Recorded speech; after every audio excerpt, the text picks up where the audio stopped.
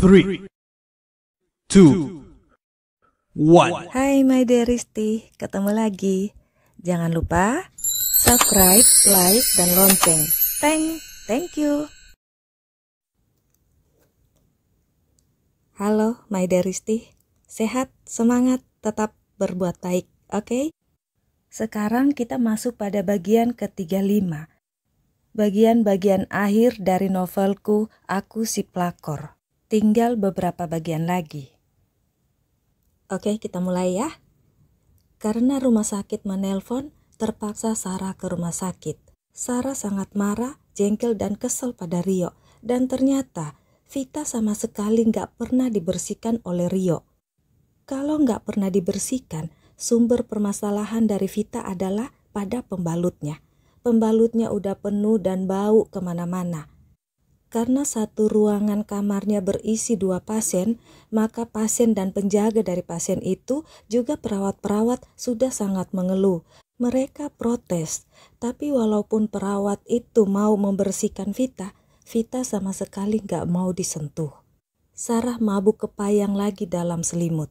Saat Sarah dalam selimut itu, Rama datang. Dan untuk pertama kali, Rama menyaksikan dengan matanya sendiri melihat Sarah.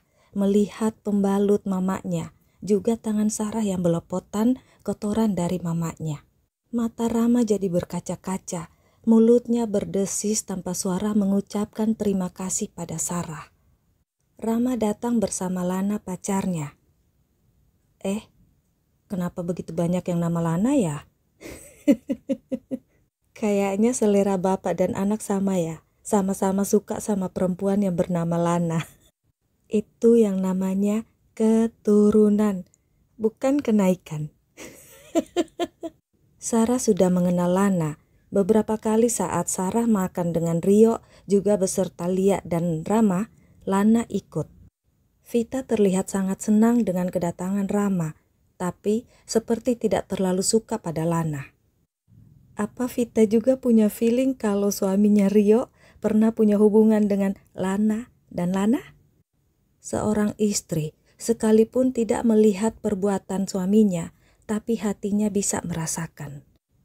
Saat Sarah sendirian duduk di lantai teras di depan kamar Vita, Lana datang dan duduk di samping Sarah. Lana terlihat gelisah. "Ada apa?" tanya Sarah. Lana diam, menengok ke arah jendela, melihat Rama sedang berbicara dengan mamanya.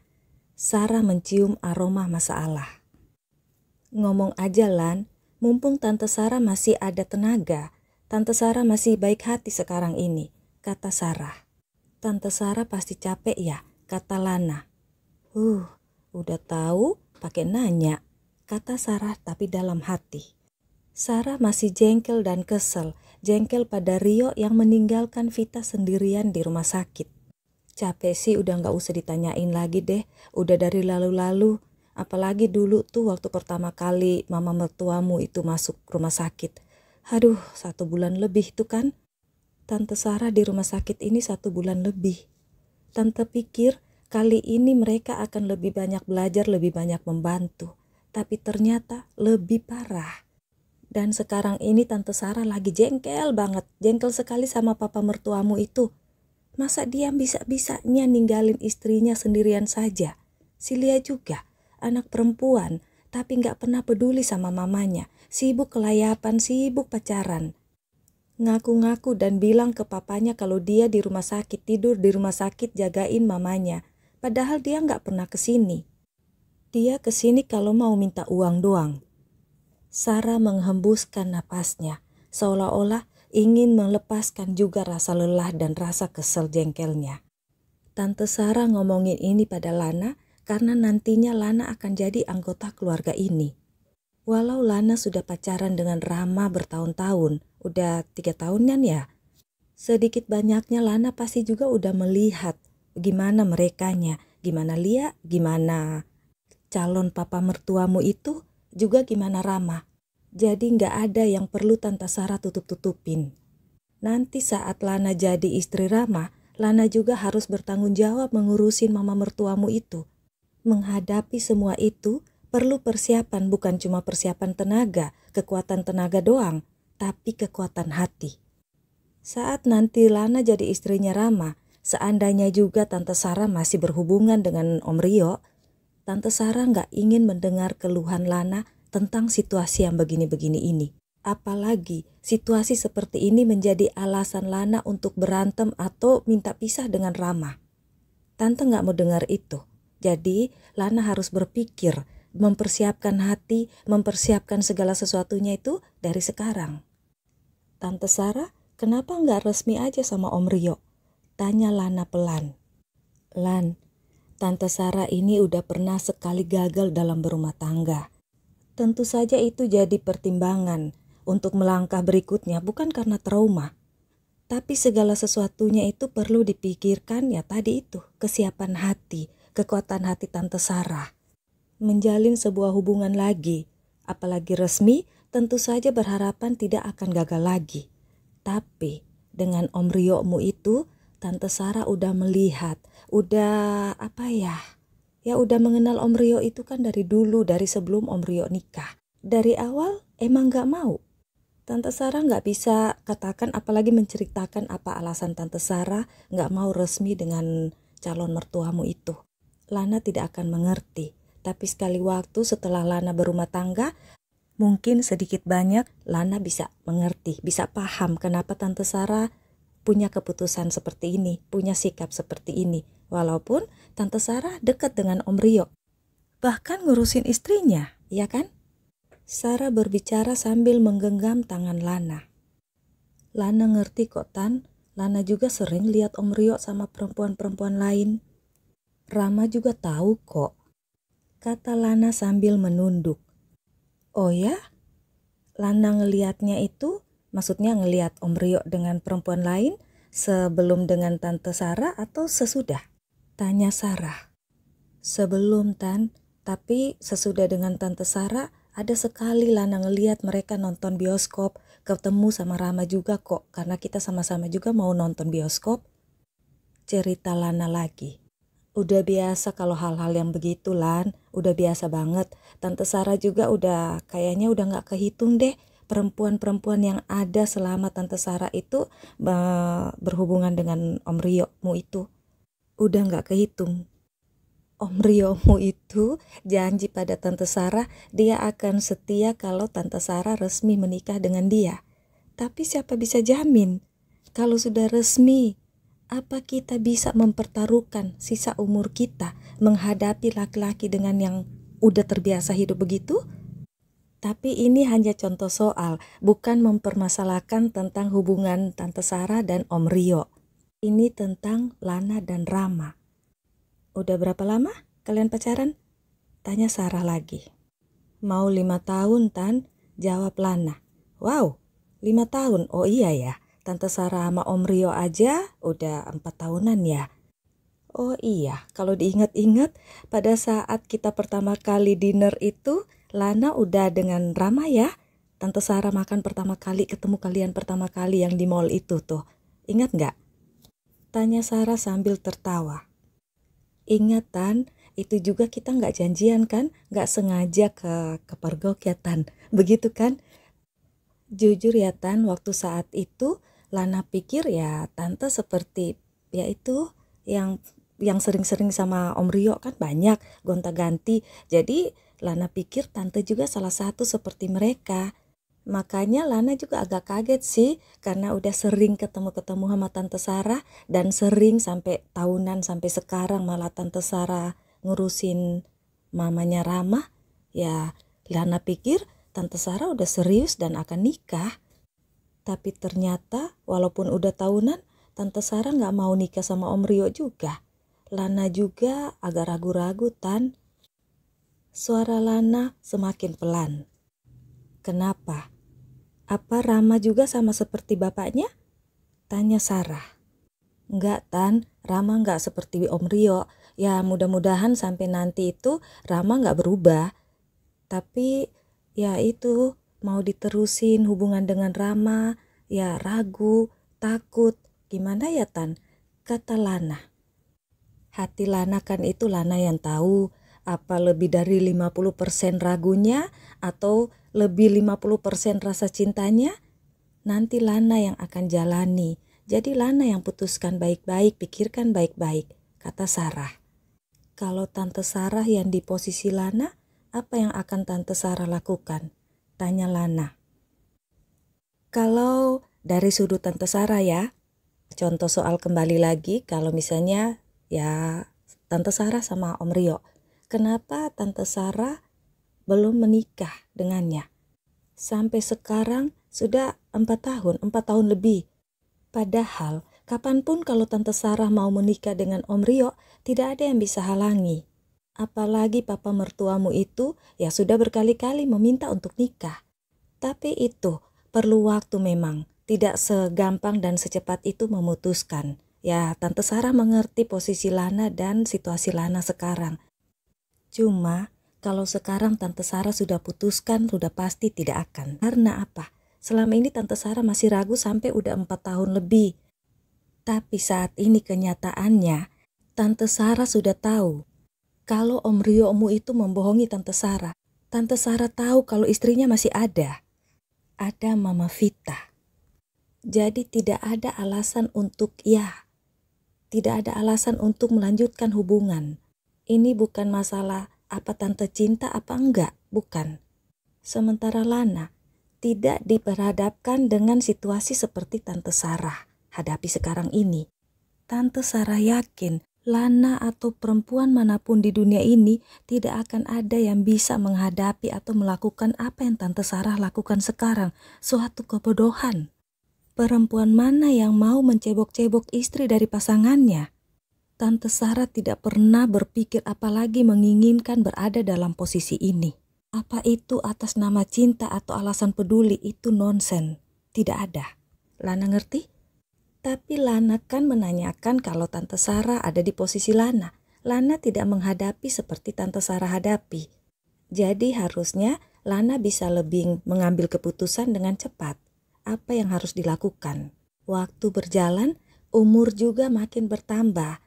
Kita ini perempuan Lana belum pernah nikah, belum pernah berumah tangga. Kalau disia-siakan cuma dengan hubungan yang tidak jelas tujuannya, tidak jelas akhirnya, untuk apa? Kalau nanti Lana memutuskan untuk lanjut dengan Rama, maka lanjutkan itu dengan segala resikonya. Susah senangnya itu harus tekad, pasti bisa sampai akhir. Kalau memutuskan sekarang untuk pisah dengan Rama, lakukan sekarang. Jangan ragu-ragu. Dan tentu saja segala sakit hatinya, segala rindu, segala apalah yang akibat dari putus hubungan Lana dan Rama itu, ya tanggung. Jangan berbalik lagi. Itu saja, kata Sarah sambil menepok-nepok pundak Lana.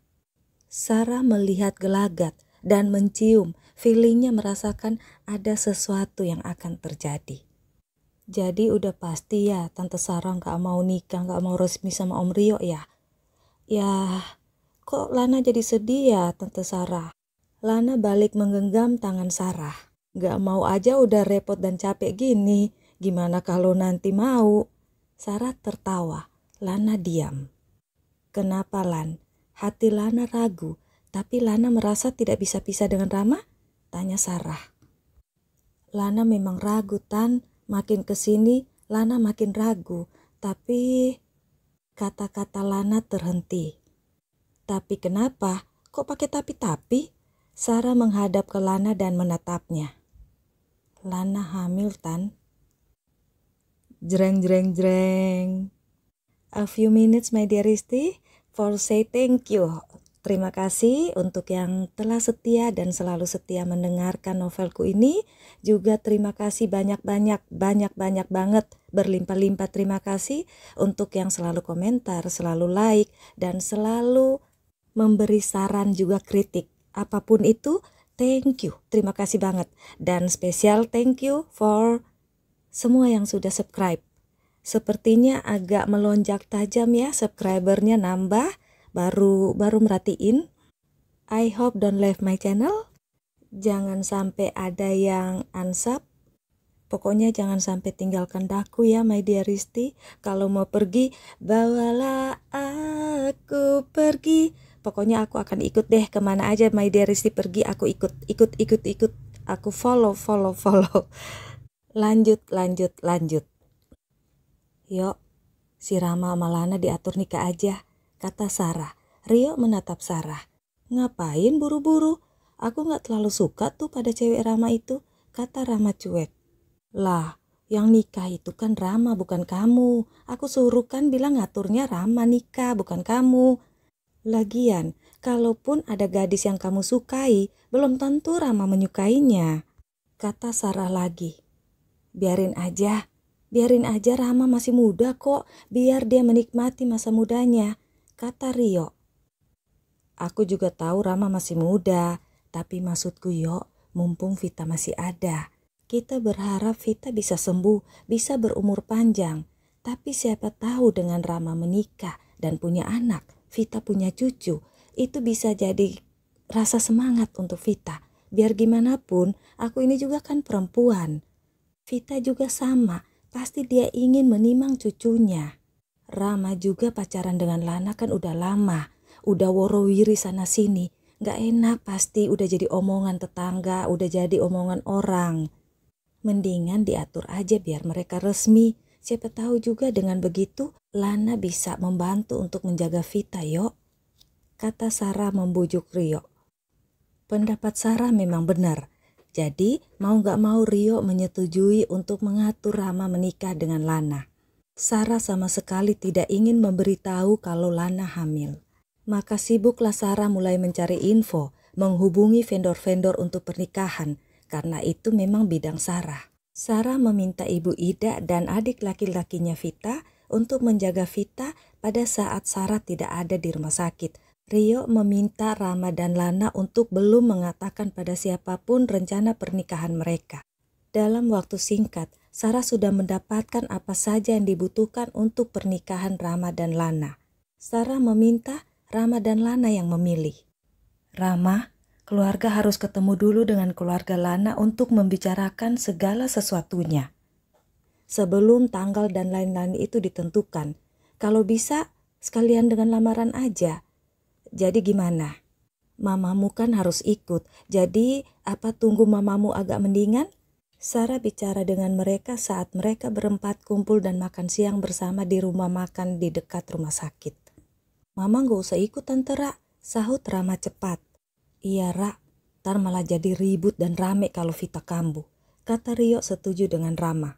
Vita pasti malah senang gak bakal dia ngamuk. Dia gak usah ikut, Rio memotong omongan Sarah. Bilang aja kalau kalian malu, itu intinya sih. Ya udah. Lan, kamu bisa tanya orang tuamu kapan Rama dan papanya bisa ke rumah?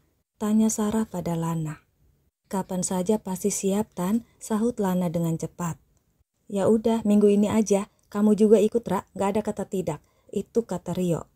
Tapi ya Tante Ra harus ikut. Kalau bisa Tante Ra yang ngomong di sana. Karena kan memang Tante Sarah yang paling paham tentang pesta pernikahan dan lain-lain, sambung Rama. Iya Tan, Tante Sarah aja yang ikut ke sana sama Om Rio, kata Lana lagi. Itu kan hari Minggu. Biasanya kan kalau hari Minggu kalian pasti ngumpul di sini kan? Nanti kalau kita pergi semua, gak ada satupun yang muncul di sini, Vita pasti akan nanyain, kata Sarah lagi yang membuat yang lainnya jadi diam. Kalau aku ikut, siapa yang jaga Vita nanti? Kata Sarah lagi. Gimana kalau Lia yang jaga Mama? Lia aja yang di sini Tan, kata Rama yang disetujui oleh Rio. Oh ya hari Minggu nanti Ra, ada teman-teman Sarah, teman-teman SMP dia atau apalah mau datang ke sini. Jadi pasti dia senang, dia sibuk dengan teman-temannya. Dia nggak bakalan nanya apa-apa kok, tenang aja, kata Rio meyakinkan Sarah. Maka jadilah hari Minggu itu Rio, Rama, dan Sarah ke rumah Lana. Kebetulan Raka juga ada, jadi Sarah mengajak Raka juga. Rio protes, Rio masih marah dan emosi karena Raka memberitahu Sarah tentang Vita. Kalau Raka gak kasih tahu aku, kamu tetap bohongi aku terus pasti. Lagi pula, kalau aku gak tahu tentang Vita, seperti ada keadaan begini. Siapa yang atasi dan jaga Vita sekarang kalau aku gak tahu? Jadi berterima kasihlah pada Raka, kata Sarah yang membuat Rio diam dan membiarkan Raka ikut. My dear Risti, kita sudahi dulu ya bagian ini, bagian ke-35. Soalnya dari tadi aku sedikit-sedikit berhenti. Maklum, suara lato-lato gak pernah berhenti di depan rumah. Jadi pingin nangis. Bye-bye my dear Risti.